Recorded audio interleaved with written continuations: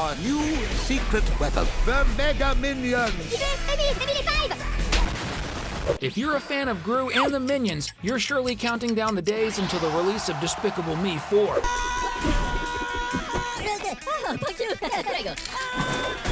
But did you catch all the details and Easter eggs in the new trailer for this amazing movie? In the new trailer, we see a group of 5 minions being transformed into Mega Minions by the AVL. And the coolest thing about it, which almost nobody noticed, is that the 5 yellow creatures enter the power machine wearing suits, but come out of it wearing their famous blue overalls. But that's not all. If you've watched the old Gru movies, you'll notice that they had the G symbol of Gru on the front, but these new versions have the letter M, probably for Mega Minions, replacing the old letter. It's a small detail, but pretty cool. When we see the first scene of the trailer, we get a glimpse inside the headquarters of the Anti-Villain League, the AVL.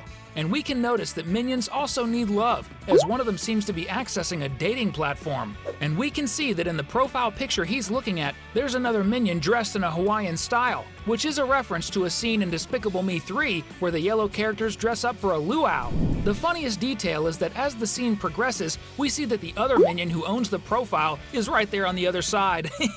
It really seems that the work at AVL is much lighter than it was for Gru, because we notice that the place is full of dart targets in various workstations within the company. They must use them in almost all their free time. Remember the minion who owns the profile on the dating app dressed in Hawaiian attire? He also has a dart target in his workspace. Honestly, I think I'm gonna send my resume to AVL. Next, we see another former minion of Gru playing with a red and white ball. This is the same ball that is in the pool where we saw the 2 little yellow creatures playing at the beginning of the first trailer. So it must be the same minion from the pool who was there with the ball. Another thing we notice is the reference to the partnership between Illumination and LEGO, when we see 2 small characters making a giant minion with note papers on one of the office partitions. This is an indication of the giant building toys the company has been selling for some time for adults to assemble. It really seems that the minions have very different personalities from each other. We can notice that one of them is very fond of gardening practices because we see that his workspace is filled with plants everywhere. He's even watering one of them. Seriously, just when I think the minions won't surprise me anymore, they show up doing something completely different. And because of that, today we're gonna comment #minions here in the comments, but only if you like to watch Despicable Me and the little yellow creatures. At the same time, if you slow down the video, you'll see another minion using the office chair as a catapult to launch his coworker to the other side of the office. Probably just for fun.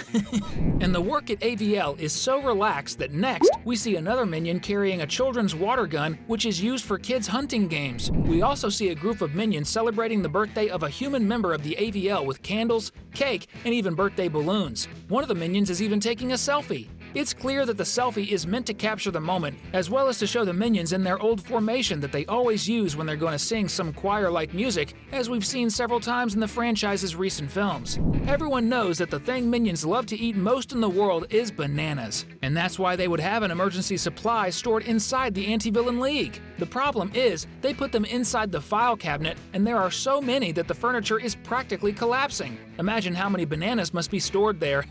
Next to that same file cabinet full of bananas, we see another minion in an artistic moment, with a paint palette in his hand and a brush in his mouth, as if he were inaugurating a painting canvas. And guess what he's painting? If you thought of a banana, you're absolutely right. Seriously, they really love that fruit. And the last minion we see at the end of the hallway before entering Mr. Ramsbottom's office is sipping from his lovely I Love AVL coffee cup.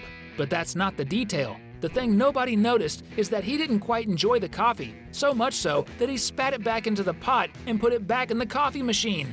For the next unlucky person to have coffee mixed with spit, yuck! This one definitely wins the award for the grossest minion of all. We also noticed that there are some artificial plants next to the door leading to Mr. Ramsbottom's main office. Upon closer inspection, we realize that their leaves are in a very different shape, resembling both the letter A and the letter V from the AVL acronym. After seeing the entire interior of the Anti-Villain League headquarters, the trailer shows the film's villain, Maxime Le Mal, receiving an award, as if it were the Oscar for supervillains, probably in recognition for his villainy. And another thing indicates that this happens precisely at the ex-alumni reunion of the supervillain school. The proof of this is that the phrase behind Maxime is the same one as the one at the entrance to the reunion, as shown in our new news video about Despicable Me 4. which really proves that Gru captured the villain at some point in the past, and he escaped and wants his revenge. Another proof that Maxima is in the same location as the school Gru attended and then, along with the minions and Poppy, invaded are the 4 symbols that appear on the crest of the evil institution, which is on the speech podium at the awards, representing radioactivity, a dynamite banana, a round bomb, and a knife, which is exactly the same crest with the same symbols from the place Gru invades with his team in the first trailer. And, of course, we don't believe in coincidences. Do you? And precisely because we don't believe in that, we're sure you should subscribe to our channel right now, so you don't miss out on all the news about cartoons and animated movies. As we saw in the previous teasers of the film, the minions enter the party to help Gru capture Maxime, but it seems they forgot about it and focused only on eating jelly. And they even put cocktail umbrellas in their jellies while eating practically everything served at the supervillain reunion. Say what you will about Gru's employees, now we have to admit they've got style.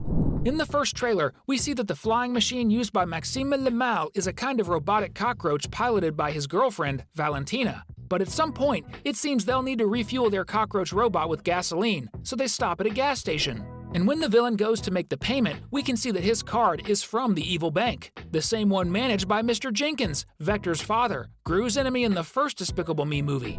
Shortly after, we can see that the villain couple also has a small pet, which is a white-furred puppy with a pink bow and collar. And if I were to guess, I'd say she has a lot of potential to be Kyle's romantic partner, Gru's pet, who is half dog and half piranha. After all, everyone deserves love. Even Kyle, who tried once, but ended up not being able to win over the dog of his dreams. Of course, we can't forget to mention again the 5 minions who are transformed into Mega Minions by the AVL, each acquiring a different type of superpower. But the funny detail many people didn't notice in the trailer is that one of the other yellow creatures even made a t-shirt saying, "I love Mega Dave," who is the minion that gains super strength. Now that's friendship.